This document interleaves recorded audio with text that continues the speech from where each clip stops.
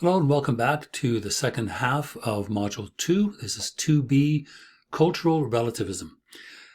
Cultural relativism is a fairly new idea, new from this past century, the 20th century, and it comes, generally speaking, out of anthropology.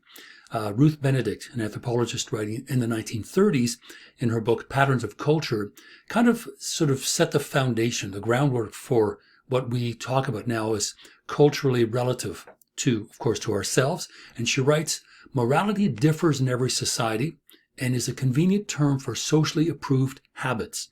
Now, that one single statement really says a lot because it says, in fact, two things. One, that morality differs in every society. Now, we'll question that because remember, morality is the belief system that we all have inside our heads. And Benedict is arguing that it looks different in each society. Let's kind of replace that word morality with ethics for the time being in order for us to clarify this idea. What she is trying to say is that ethics differs in every society. The expression of these value systems is different in every society and is a convenient term for socially approved habits. And all ethics really amounts to is agreed upon behaviors, right? Rules and regulations and habits that we believe in, that we wish others believe in as well for society to maintain itself. So that's kind of what we want to look at here, but we want to look at it globally. Okay, what is cultural relativism as a definition? It's this view that what is right or wrong is determined and set by one's culture. Our culture, a culture somewhere else in some other part of the world, or historically at another time and place, but that the behavior, and specifically what is considered right or wrong behavior, is determined and set by that culture. Okay, very simple ideas. The issue of religious symbols in public. The French believe that it's wrong to display these symbols in public, but in Canada, we allow it, although in Quebec, there's been a recent ruling, probably about 2 years old now, and still being contested, that religious symbols worn by public workers is not allowed. But generally speaking, in Canada, we allow people to wear, whether it's a burqa, a yarmulke, wear a cross around their neck. Anything that represents a religious affiliation is tolerated because we would like to think we are a tolerant society. And if we cannot test these things out, then we cannot make that claim. So generally speaking, in Canada, we are a tolerant culture when it comes to the public display of religious symbols. Okay, so it is a matter of having different laws in different places, and those are, Western European countries or Canada. But when we talk about ethics and morality, it appears that things are a little bit different. Morality for sure is different than legality. The legal system that we have in North America and in Western Europe is based on a Judeo-Christian tradition. But there are certain things that are considered illegal, but of course are not, a capital offense. Jaywalking, for example. That's not considered a capital offense because it's not something that will traditionally harm someone. Now, you could dart out into traffic and get hit. That's a chance you take. But generally speaking, jaywalking is not something that is something that would really cause a whole lot of concern. You're taking your chances. But if you succeed, society will carry on, right? It's not that big of a deal. Okay, so we need some background here in cultural relativism, where it comes from, what it means. First of all, it is an anthropological term, but it's a term now that is kind of migrated into moral philosophy and ethical, dilemmas of one sort or another. Really what it amounts to is understanding a culture on its own terms. So what does that mean? That means we don't export to another culture our belief system, our way of life, our way of doing things. We cannot say, well, those people are wrong because they don't do it the way that we do it. Now, is that a good thing? It is actually, because as you will see shortly, the worst case scenario of this is looking at other individuals, not even as human beings, right? And that's not something we want. Okay, so with cultural relativism, we're trying to understand that culture on its own terms, and we're trying to not export our belief systems necessarily, although that gets a little bit dicey later on, and I'll explain why. But what we're trying to do is to not judge the behavior based on our forms of behavior that we consider to be correct, because in each case, it's going to be slightly different. Okay, really what it boils down to is this. Different cultures have different moral codes, and those moral codes, there you should think of moral codes as ethics, right? Now, there's no objective truth in morality because we have now sort of dispensed with religious affiliations. Everything is secular now. And right and wrong is a matter of opinion, and those opinions will vary from culture to culture. What one culture considers to be correct or objectively truthful will be different in each culture. We cannot make a value judgment and say that some culture is inferior or backwards or primitive or whatever because they're not up to our standards, right? Each culture is at a different place in time, and we need to try to figure out what that objective truth is in that culture. That's what we want to try to do. So at the very least, cultural relativism is an antidote, right? It's a solution to ethnocentrism or Eurocentrism. And the worst case scenario of something like that is slavery. The notion that Dutch traders managed to go to the west coast of Africa and eventually, essentially kidnap individuals, right? They didn't grab slaves there. They enslaved those individuals on the west coast of Africa. So whatever problems cultural relativism has, it is definitely an antidote to a kind of Eurocentric view of the world, somehow thinking that Western Europe is the cradle of civilization when it clearly is not, because there are all kinds of civilizations all over the world that have started at different times. It is one of many. So that's the first thing we need to do. We need to kind of step off and say, okay, there are different objective truths around the world, and we need to learn what they are. So different cultures have different moral codes. What is wrong in one group may horrify us, but it is in fact a normal thing in that particular culture. So right and wrong differ from culture to culture, and ethical ideas that we have about behavior, the moral system, the moral values may be essentially the same, but they are expressed differently. That's what we need to remember. Okay. So if different cultures have different codes, we cannot share this sort of objective or unconditioned universal moral truth. We're now kind of on our own to try to figure out why a culture behaves the way it does, what values it may have, what behaviors correspond to those values. So customs and traditions and rites may be correct or incorrect according to us until we find out why, the behavior is there. So there is right now, because of a secular foundation to ethics, there is no sort of objective universal truth. We have to discover it because it is culture bound. So every standard is cultural bound, or culturally bound, I should say, because each society and each culture, each community has a different way of expressing those value systems that it holds dear. So there is no such thing as a universal truth in ethics. There are only the various cultural codes or the ethical behavior. And really that's it. That's where we have to start looking in order to figure out how that particular society functions. So to repeat again, cultural relativism implies that different beliefs motivate different cultures, and those beliefs are what constitutes morally right or wrong behavior. Now, it should be ethically right or wrong, but let's not quibble here.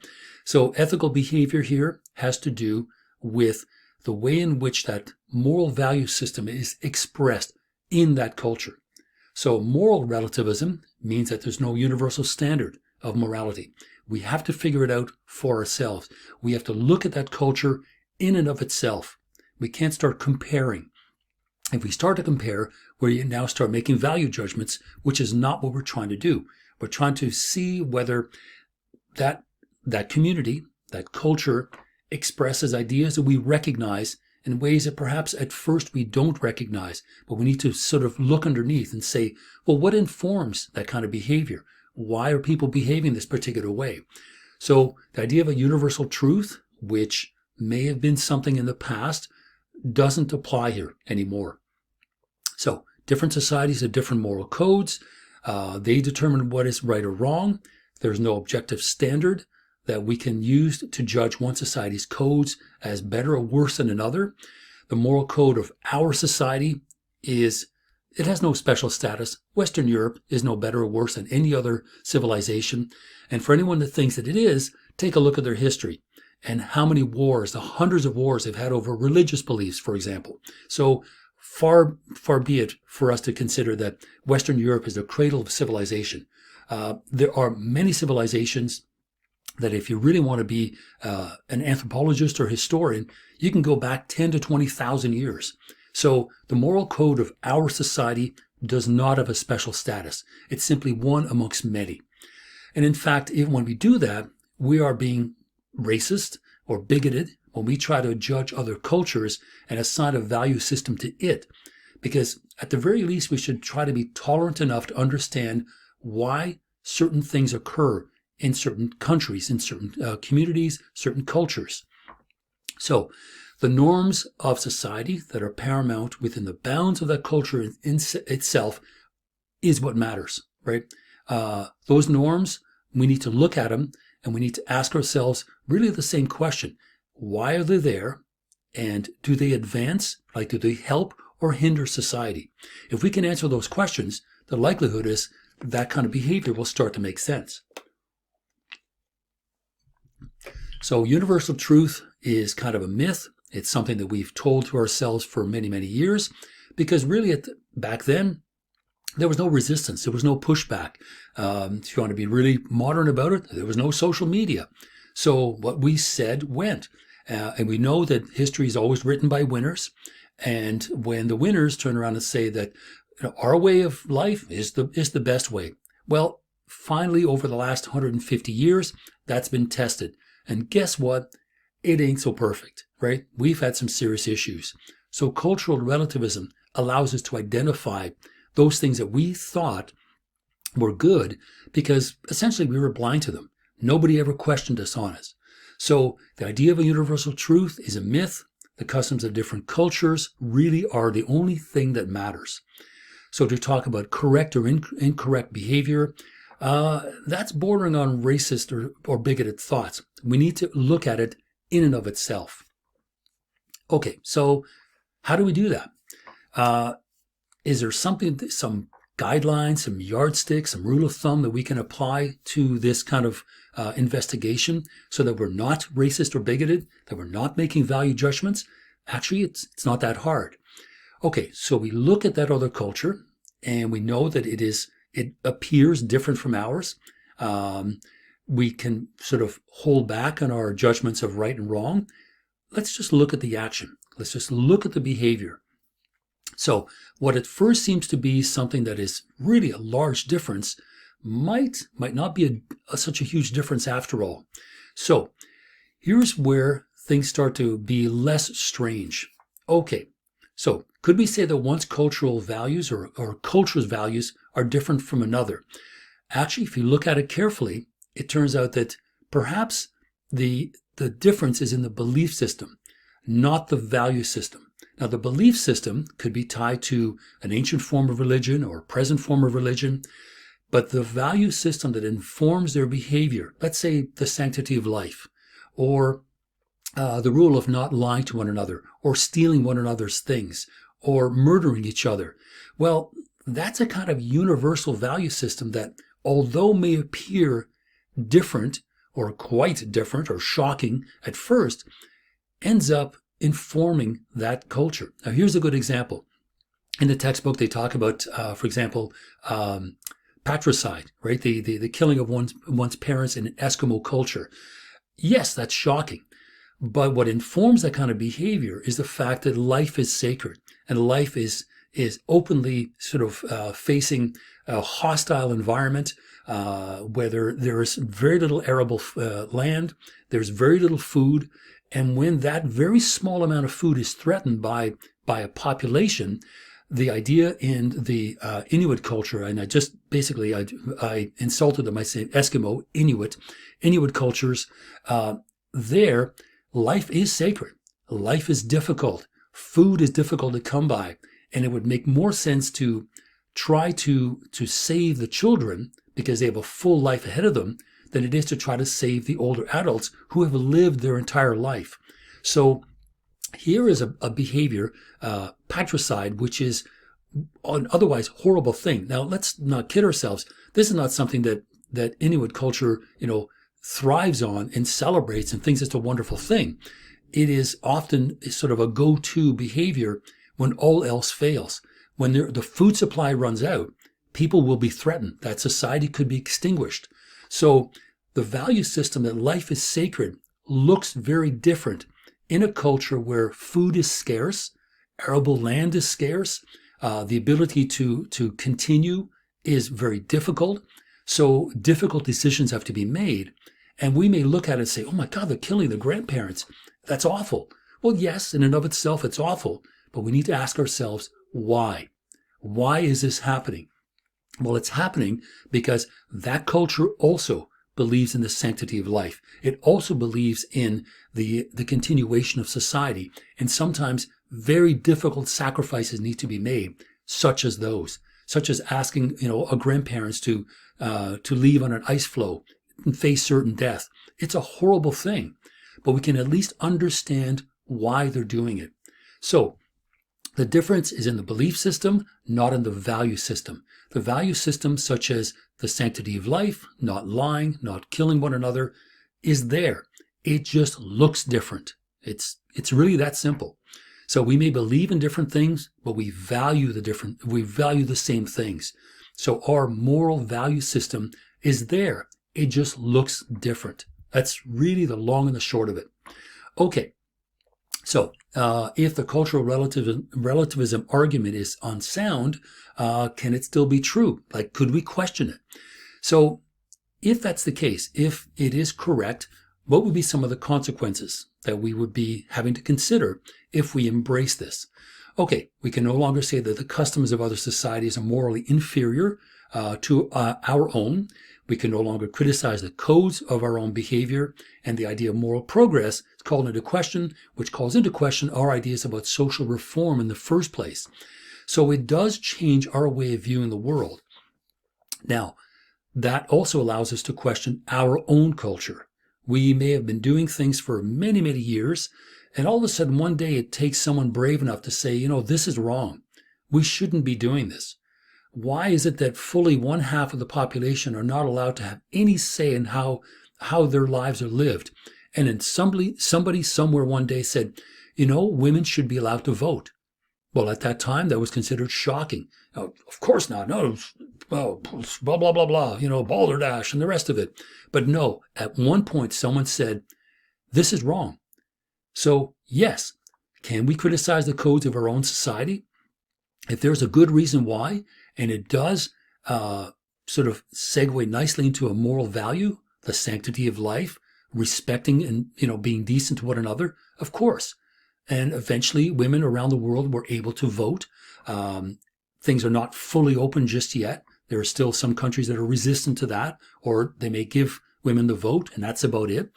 But what's happening here is cultural relativism is asking us or inviting us to look at our own culture as well.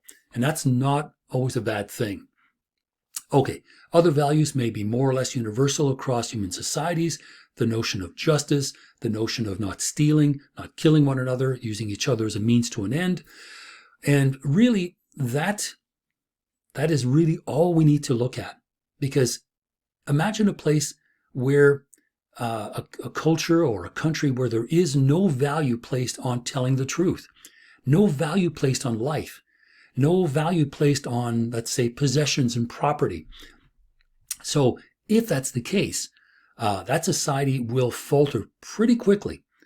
So we need to consider, okay, maybe there are some things that across the board, right, globally across the board may look different, but the value system is still there. And justice is certainly one moral value that we all believe in and we embrace.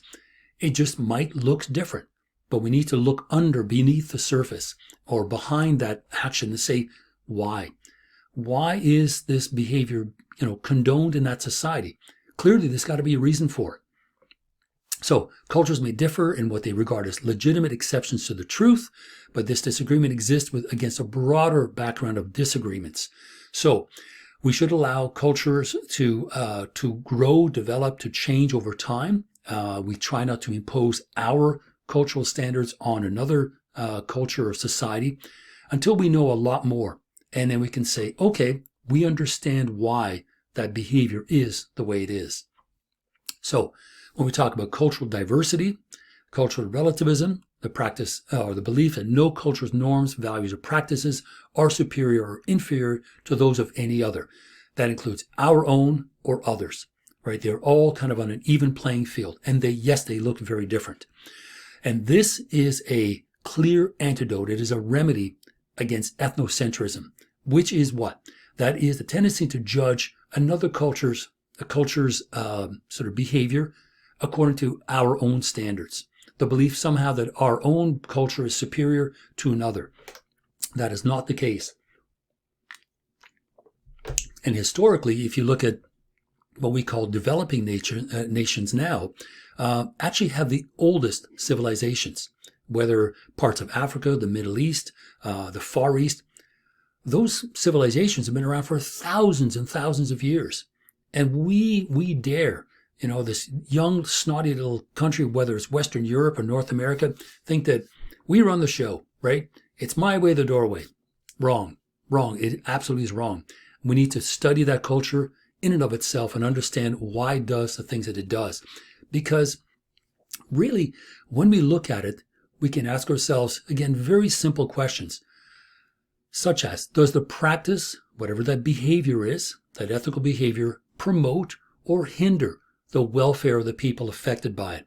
If it allows that culture to continue, such as sometimes patricide, or sometimes even infanticide. In ancient Greece and parts of Asia, infanticide is practiced in order, again, to do the same sort of thing. Because life is difficult, life is hard, food is hard to come by, there is very little arable land, the population growth now is going faster than the amount of food that is available to people. There are some options. And again, these options are not celebrated. They're not like, yay, we get to put another child to death. Off to the mountains he goes. No, it's something that can be done and is allowed in that culture. It's not a default go-to position.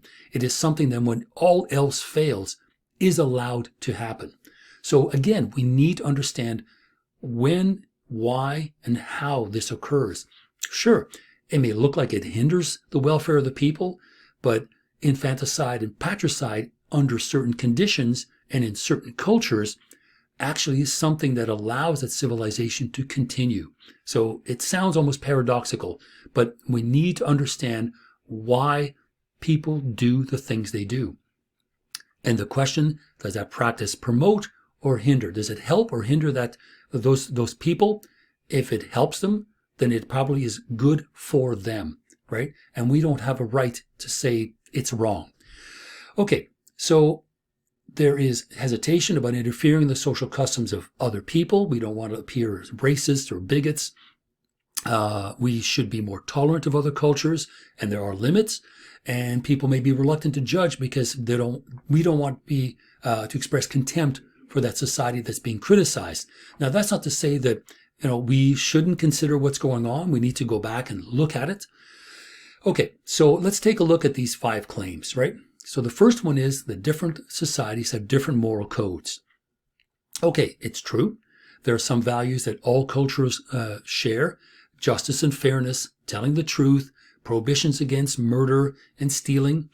And these are values that societies need to embrace, regardless of where you find them. All societies, all communities, all cultures need those values in order for it to continue. Otherwise, that society is threatened. If people willfully lie to one another and randomly kill each other, and it's the purge every night, that society is going to cease to exist very, very quickly. So although societies have different moral codes, those codes Typically, the ones that help that population rather than harm it are the ones that we can still recognize because we say, oh, okay, this is about justice and fairness. This is about telling the truth. This is about the sanctity of life, because those values, regardless of where we find them, are necessary for society to continue.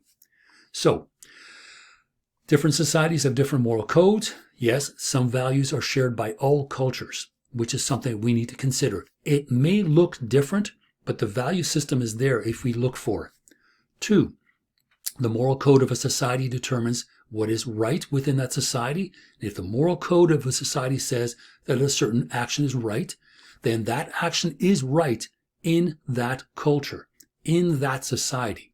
Now, we have to also consider the following, right? The difference between what a society believes about morals and what is really true.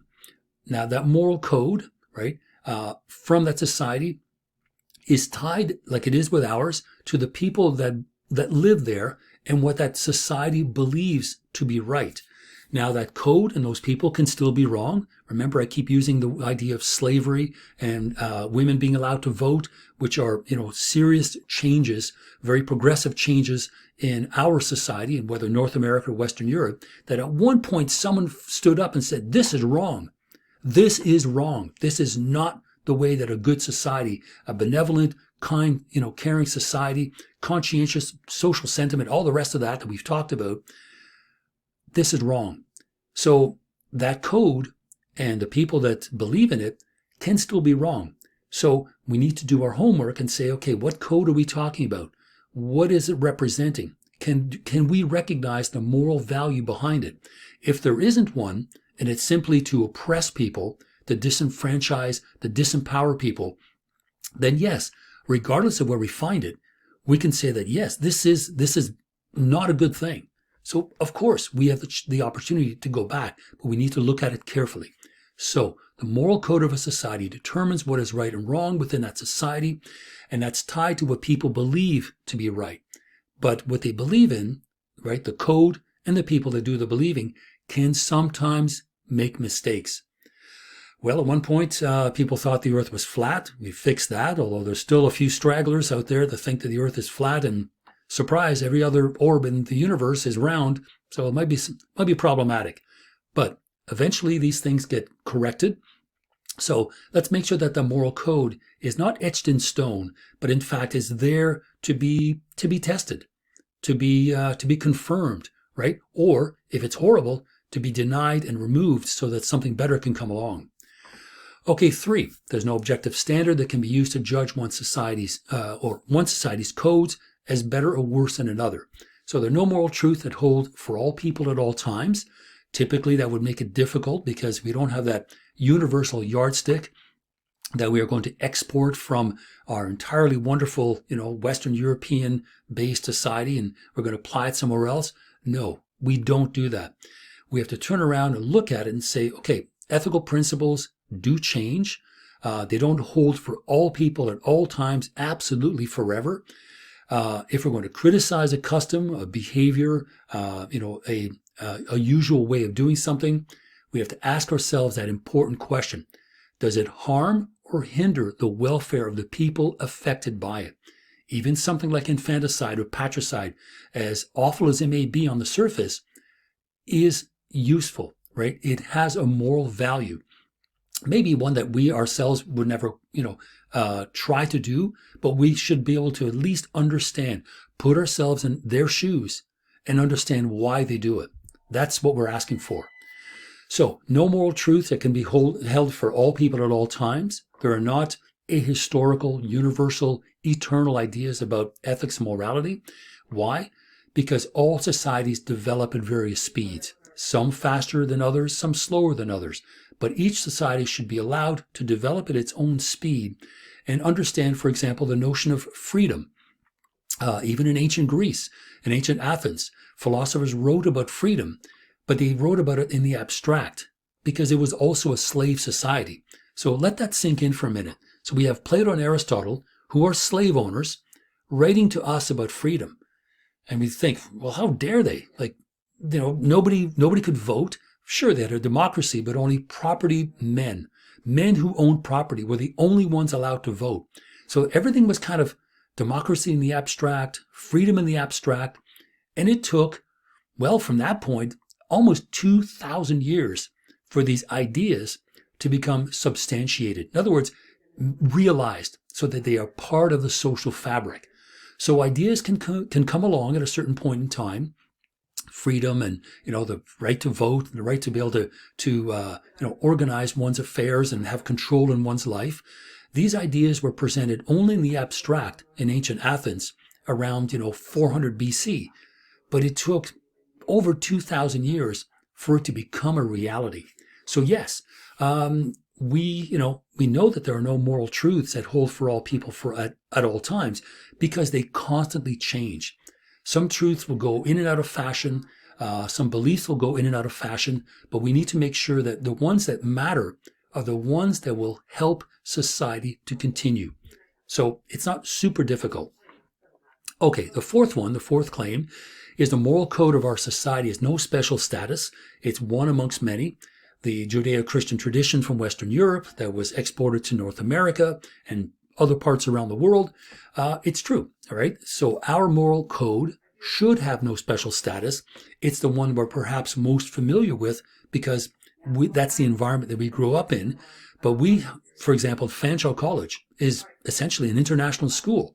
So talk to classmates from other parts of the world, and you'll find out very quickly what we mean by these different moral codes, because each one of us have essentially the same moral value system, right? We were born with it. It just looks different. It's expressed differently at different times. So to say the moral code is merely one amongst many implies that all codes are essentially the same, that they are more or less equally good. But they are good in the sense that they will help to promote the development of society and the development of that culture. If it cannot do that, then there is something essentially wrong with it. And then the fifth claim, the moral code of our society has no special status. There are no one moral code is better or worse than another. It's true. We need to consider that. Because for us to do that, to say that ours is better, is arrogant. It's hubris. It's pride. Well, or worse, it's racism, right? It's being racist. We should instead try to be tolerant of other people. Tolerance is, generally speaking, a good thing, but that doesn't mean we tolerate everything. If we look at something, we look at a behavior that is clearly harming other people, a particular group or members of a certain population because of their sex, their religious affiliation, where they live, how much money they make or don't make, that's not something that's going to benefit society. What it will benefit is probably those in power, right? That's a political issue. That's not a social issue. But if you have a situation where the minority of the population hold all the power, then it doesn't take long to realize it. There's a reason for that, right? Whether that smaller percentage of the population feels threatened or wishes to hold on to power because now it is in the minority. So all kinds of things we need to be very careful to look at and consider before we start firing off all kinds of solutions. We don't have to tolerate everything. It's true. Certain forms of behavior clearly are cruel, inhuman, ethically wrong, because they actively harm other people. So yes, cultural relativism, generally speaking, asks for tolerance and social sentiment. But that doesn't mean we tolerate everything. If something clearly is harming or hurting someone, we speak up. So let's say a genocide against another, a section of the population. I'm sorry, but there's no way to promote that as good. That goes against one of the most serious moral values, which is the sanctity of life. To kill someone simply because of who they are, something that they may not be able to change because of where they were born, or the language they speak, or the color of their skin. Genocide is not something we should condone. We should condemn it. And it doesn't matter where it occurs, because it goes against what we deeply hold to be true, which is the sanctity of life, period. So it shouldn't be confusing. Some things we should not tolerate. Okay, what have we learned? Well, what we have learned is that cultural relativism is an antidote to ethnocentrism or Eurocentrism. This notion of thinking that our Western European-based culture is the right one and the only good one. Fundamentalists, Christian fundamentalists in particular, really feel this way. And we need to make sure that we don't do that, right? That we don't import or sort of export our practices into another culture and make a comparison. Because when you're doing that, that's a value judgment, right? Again, I've said that not all things should be tolerated. If they go clearly against the moral values that we should expect others to believe in, because they need those in order for society to continue, then we can condone them. We can say they're wrong. And as well, cultural relativism, not only is it an antidote to ethnocentrism, it also allows us to keep an open mind, right? To not kind of look to another culture and start making racist and bigoted and dogmatic judgments about their cultural practices, their behaviors. We need to make sure that we stop and ask ourselves the questions that I have pointed out to you, right? The most important one being, does it help or hinder that society? If it allows that society to continue, there has to be a reason why that is.